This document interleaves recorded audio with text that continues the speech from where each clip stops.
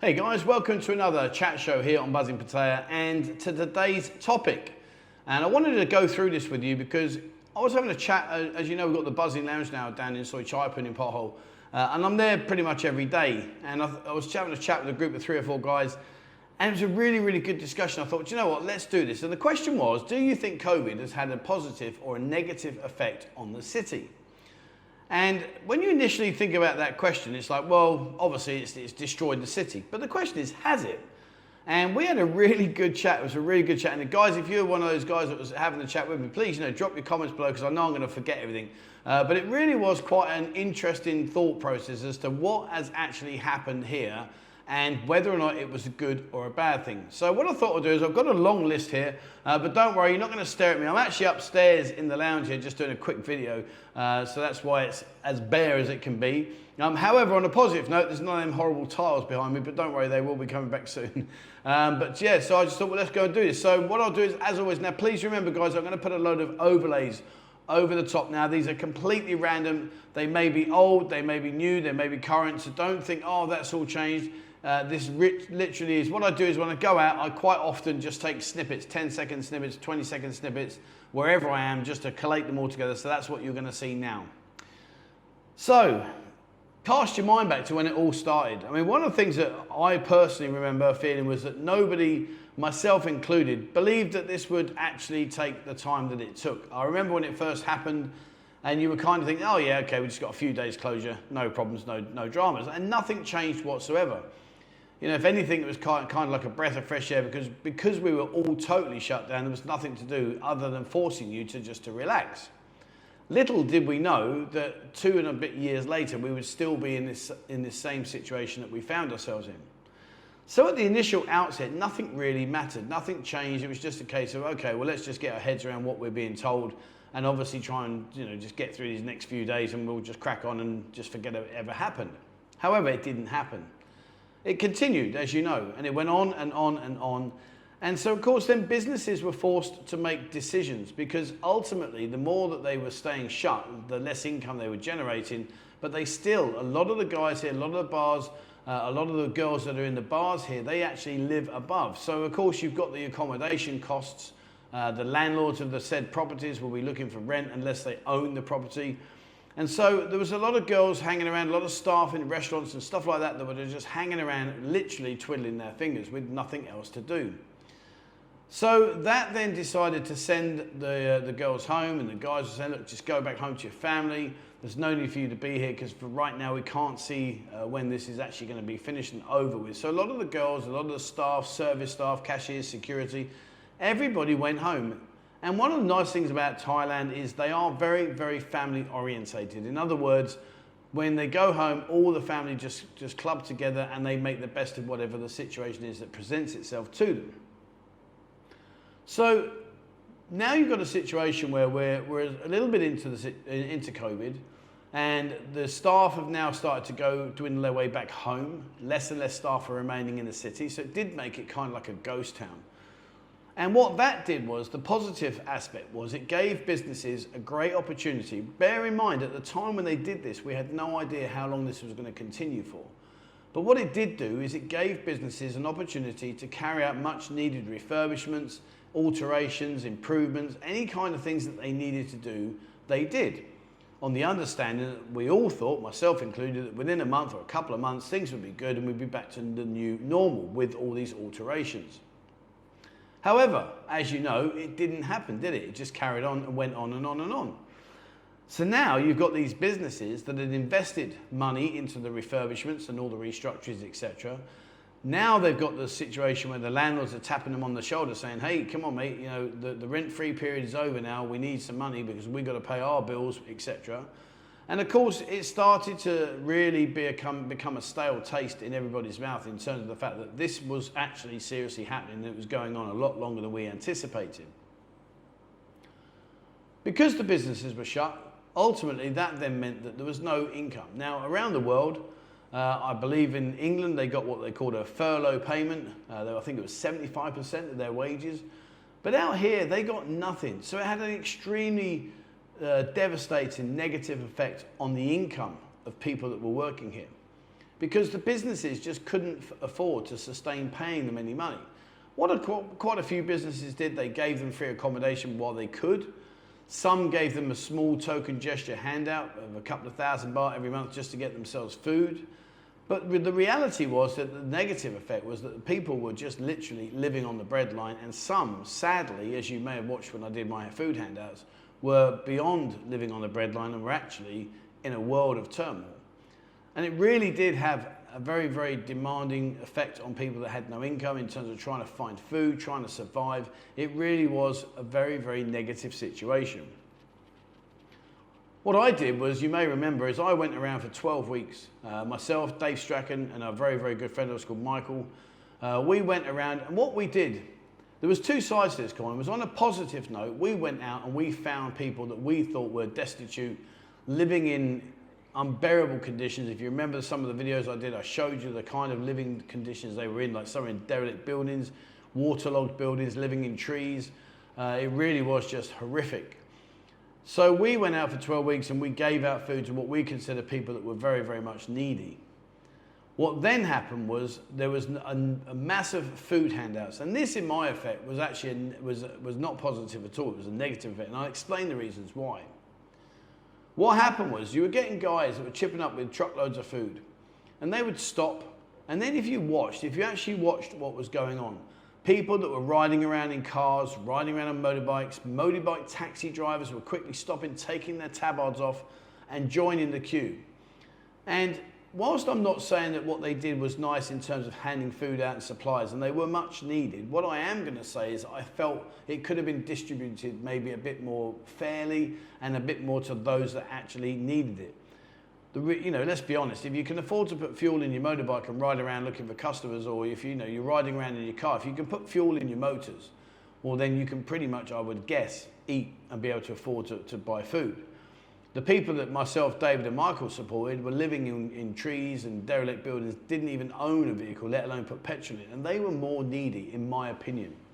I remember one time when there was a guy on Second Road, chipped up in his Ferrari, handed out big packages the queue was just crazy. And I just thought, how ironic is that? He's handing out food to people that are on the breadline, needing support, whilst he parked his Ferrari next to where he was handing the food out to. And fair play to him. At the end of the day, total respect for him in terms of the fact that he supported people. However, parking your Ferrari next to where he was doing it maybe was a little bit of a bitter pill to swallow when people are walking up going, yeah, thanks for my 80 baht bag of food here. By the way, I like your multi-million-pound car. But nevertheless, it happened, and that was a good thing. The negative side thing was that landlords decided that it was time that they couldn't continue with their free handouts, they couldn't continue supporting their tenants, and they were looking for more rent. So they were coming back to these businesses and saying, come on guys, you need to start paying some rent. And of course, if you've been shut, how the hell do you generate the income in order to survive and pay these rents? And some of the rents, I don't know whether you guys are aware, but some rents here are just extortionate. And I'm talking like hundreds of thousands of baht per month.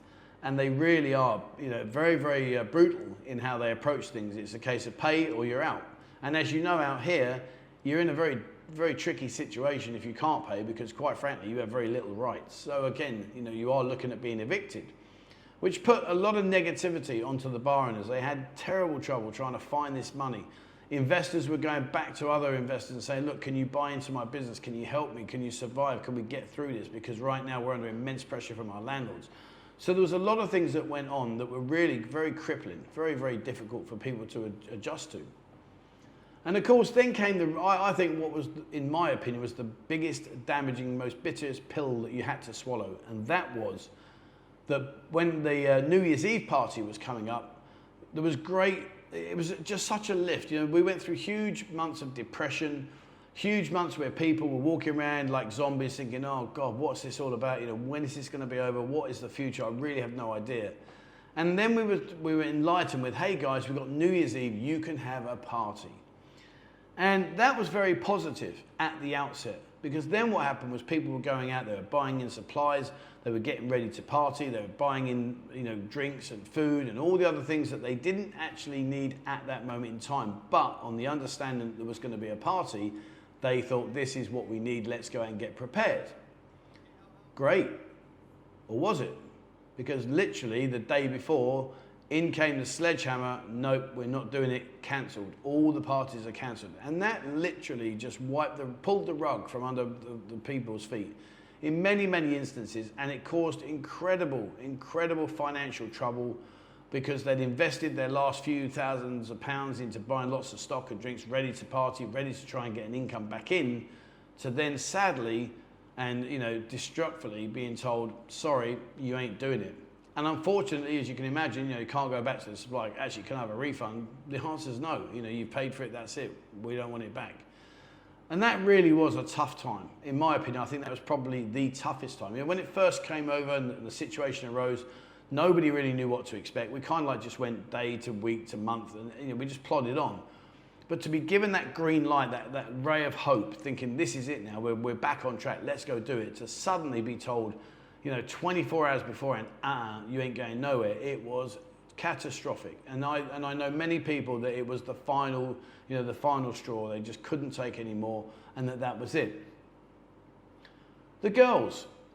Now, I think that this has had a huge negative effect on the industry here and in a whole, really, because when the girls went back home, suddenly the customers that used to come and see them were seeking them, thinking, oh, well, I can't see you now. Maybe I can connect with you on Instagram or Facebook or Line, or, as we all know, the OnlyFans scenario. Now, these girls, I've mentioned this before, and I'm not going to go over it, but I'm just going to briefly give a summary. But these girls are sharper than a razor blade. So what they did was they thought, well, hang on, here's this guy that may be getting a handout from his company, maybe getting a furlough payment, maybe he's actually still working, and he has money. And so then came the involvement where people were going, well, let's go online and let's try and send some pictures and conversations and chats and help me out, please, darling. I really need to support my buffalo that's died for the 15th time this week. So they go through all these scenarios. And of course, you guys being kind-hearted people, and it doesn't matter, you're going to get the odd people, the trolls that say, oh, you're a muppet, you're this, you're that, because you sent the money. But at the end of the day, guys, you're just being a kind person. Rightly or wrongly, you're being a generous, kind person, and you're sending a girl money because you think you are doing the right thing. And you probably were. But you were not alone. There was probably 10 or 20 of these guys doing the same thing as you, which then led the girls to understand, well, actually, I can just do this. I can do photos. The irony of the situation was it was negative for you guys because you couldn't come over here. The positivity for me was I was getting more and more girls contacting me because, as you know, I'm a photographer here and I've worked in the Agogo bars for 9 years.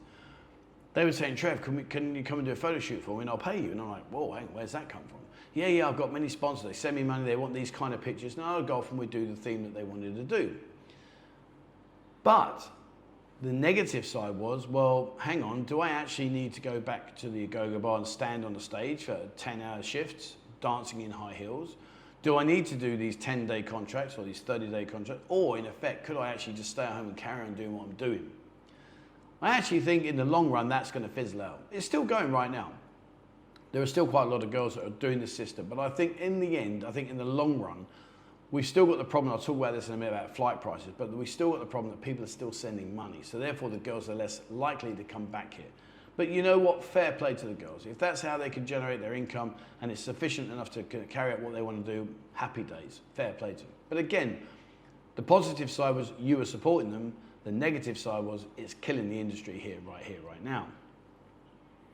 Let's go back to the properties. There was a positive and a negative to this, because what happened was the negative side was that there was a lot of people here in business that were seriously struggling. They couldn't afford to get the rent in. There was no way of generating the revenue, so therefore they had to dig into their pockets, and most people don't have endless pots of money. So they hung on the hope and prayers that things would change and change rapidly, to then know that it wasn't going to happen as quickly as we were hoping, and it was going to continue for a lot longer. So then what happened was that was the negative, was that people just had to sell. And the positive for those people that had the money was they could come in and command seriously good bargains, devastating discounts on offer, because at the end of the day, they were cash rich and these guys were in a pool of shit. So these situations were, well, I'll give you that and it's up to you. So therefore, people were forced to part with their businesses and part with their premises because they just literally couldn't continue. And very, very sad indeed. So these guys were coming in and they were buying up property after property after property. And it was just amazing. You know, I was watching 6 months of incredible changeovers, incredible handovers, incredible takeovers. There was a lot of things going on here. And I was talking to people, you know, what, you've bought that now? Wow, flipping out, what's your next project? Oh, I'm gonna go and do this. Really? God damn. You know, it was a situation where those with money could really get themselves incredible discounted prices on premises because the people that were currently in the occupation of those premises couldn't afford it. Couldn't afford it. So, where do we go from there? Well, a lot of people, you know, the new businesses. There were some great new businesses, positivity from the city here. You know, you've got some really, really amazing new shopping mall complexes, new hotels. They really have used the last 2 years to really make a difference, and a difference where you come out here now and you're going to see a lot of really nice buildings, nice new structures, nice new shopping malls. There really are some great stuff going on here. The negative is you're going to see complexes, and a good example here is I remember saw made in Thailand. So that was a thriving little area. Then it was decimated. It was just destroyed by bulldozers, and everyone was forced to move out on the understanding there was going to be a new condominium being built. To then, ironically, have a complete U-turn, and right now they are rebuilding the bars, and it looks quite nice. And you know, it's going to be another bar area. So there are things there that have turned around completely. They've done a whole 360. They've gone from being, yeah, we're here, we're just going to wait until you say we can go again, to then, oh no, that's it, we're out, we're done and dusted, to then, actually, no, we're back again. So it's had a facelift, it's brand new, and it's going to look nice, a lot nicer than what it did in the original state. So again, you know, the negative was that they pulled people out. The positive is they rebuilt it, as they've done in Walking Street. Walking Street's undergone great changes over the last 2 years. You know, they've repaved the whole of the walk. I think it could do with more frequent cleaning, because although it looks beautiful, it's covered in all, obviously, like scuff marks and tyre tracks and where the vehicles travel along it. It could do with a lot more cleaning, a lot more tender loving care, particularly when they spent all the money that they have. Obviously, all the cabling was taken care of, so a lot of the cabling here was put underground, so that made it a little bit more aesthetically nicer looking. A lot of the tunnelling, as you know, we've got the flooding problems here. A lot of those tunnels were revisited, and they were looked at and tried to be improved. It doesn't stop the food vendors sticking the cardboard on top of the drains because of the smell, so therefore then when it does rain, the cardboard gets wet and blocks it anyway. But the point is they did do a huge amount of work whilst things were in a negative state, making it a positive environment when things got back to where we are right now here today. Negative effect was the airfares. I get messages all the time. People, some of the prices you guys are quoting is just, well, it's just ridiculous. It's as if you've just put your hand in a bag of numbers and just pulled out a figure and just said, well, we'll call it like 2 grand, shall we? And that'll do.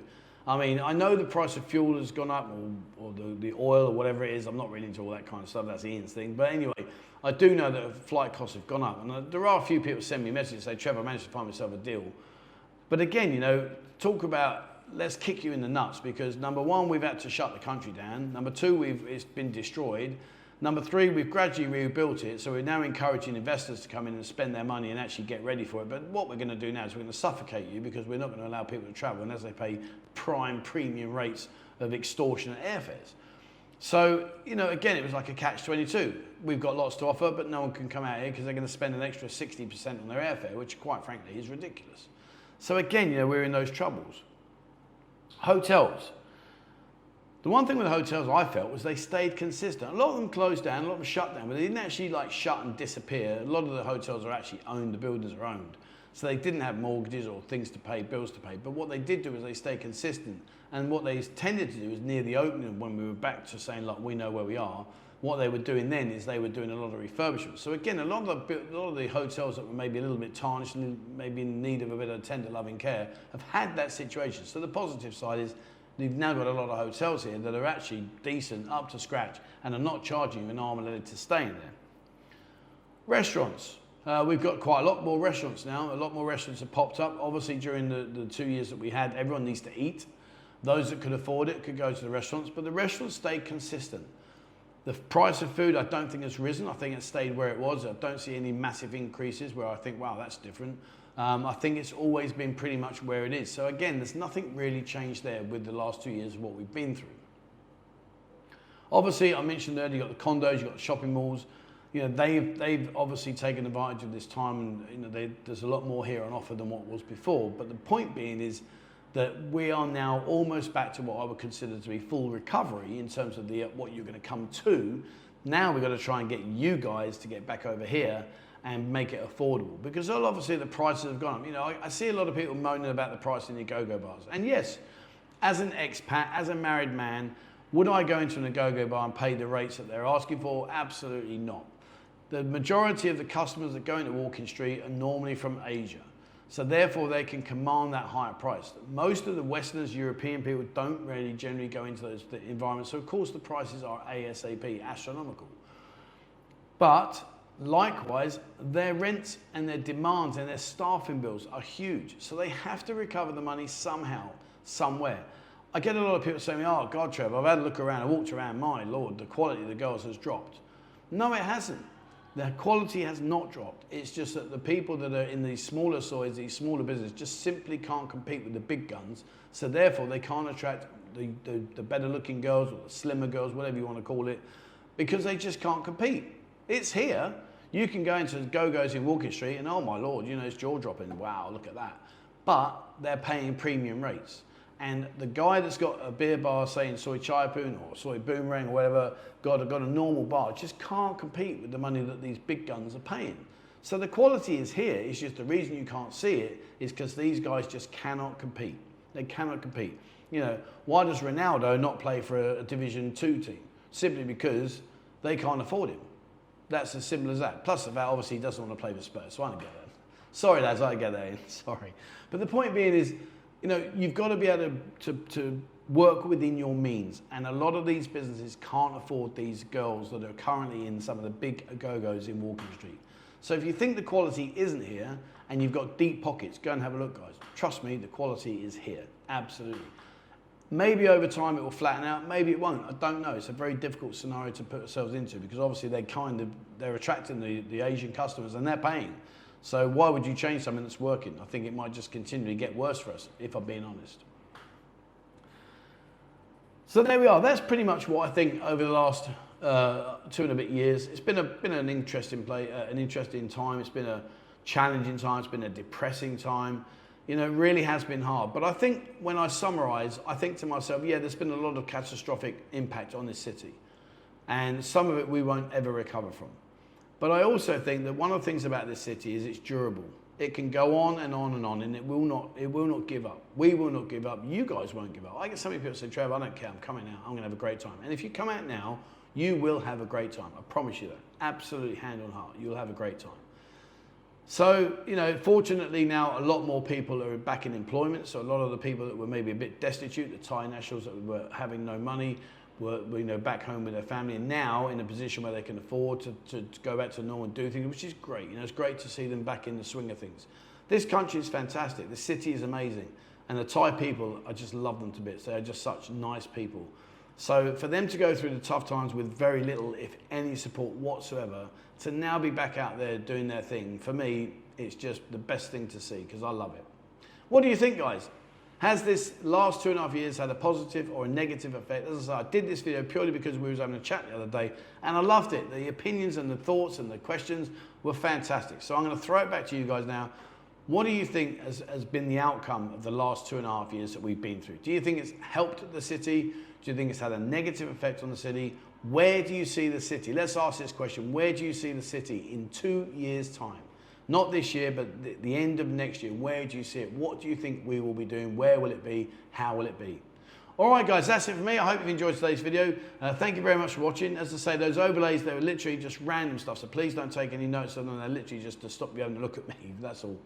There we are. That's it. Thank you very much for watching. Please, as always, remember, hit the subscribe button and also the bell icon if you'd like to be notified when I bring out a new video. Have a look on Discord. There's over 11,000 members on there. Great place to have conversations like we've just had today. So check it out. Jump on there. It's completely free of charge. Have a look on our website, buzzingpattaya.com. On the menu on the left, click the bottom box. That will show you the link over through to our members area. Remember, guys, if you do join our members area, you need to go over to the members area website that you get the link for, and you need to sign in there when I send you the email. So please don't go back to the Buzzing website, go to the new website that I send you the link for, and you'll need to register there. All right, thank you so much for watching, guys, and please, as always, wherever you are in the world, stay safe.